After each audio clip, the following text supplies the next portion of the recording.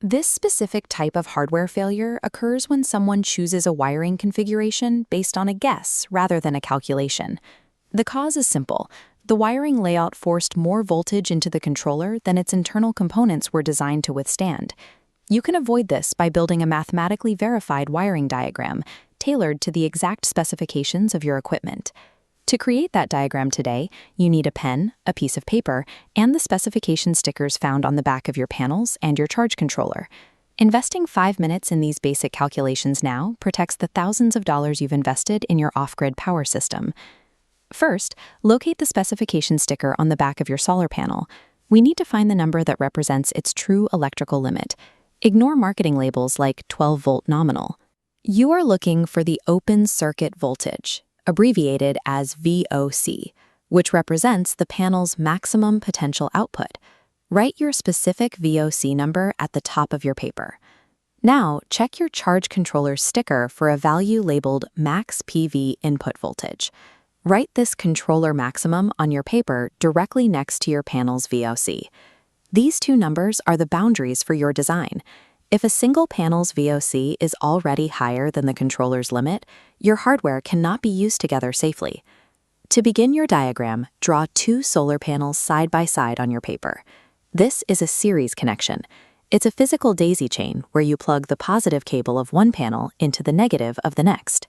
In this configuration, the voltage of every panel is added together, while total amperage remains the same.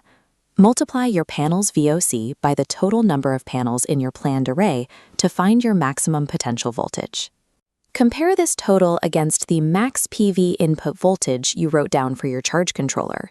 If your calculated voltage exceeds the controller's limit, draw a red X over this drawing. If it is lower, mark it as a safe option. Series wiring creates a very direct, uncomplicated circuit, but it carries a high risk of destroying equipment if the combined voltage breaks the hardware ceiling. Now, draw a second pair of panels on a fresh section of your paper to test an alternative architecture. This is a parallel connection. You use Y-branch connectors to link all positive cables together into one lead and all negative cables into another. In parallel, the amperage of each panel is added together, but voltage remains identical.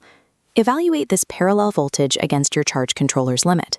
Because the voltage doesn't stack, this configuration often stays well within safe hardware boundaries. However, high amperage requires you to use significantly thicker copper wiring to prevent the cables from overheating. Parallel wiring is a reliable safeguard for controllers with low voltage limits, as it allows you to increase power by scaling the current instead.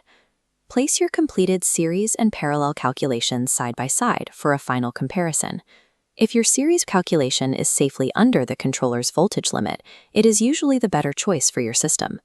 Because the series array maintains a higher voltage, you can use thinner, less expensive cabling over long distances with minimal power loss. If your series math resulted in a red X, circle the parallel array design as your primary blueprint. The circled diagram now represents the only mathematically safe way to wire your specific set of components. You've successfully moved past confusing marketing labels to create a verified blueprint for your installation. This schematic on your paper maps directly to the physical cables you will connect outdoors. The next step is to take this blueprint into the field and physically crimp your MC4 connectors to the solar cables. Follow the link on screen for our guide on how to properly crimp and seal those physical connections. Mastering these two foundational circuits provides the mathematical certainty required to build a solar system that is predictable, durable, and safe.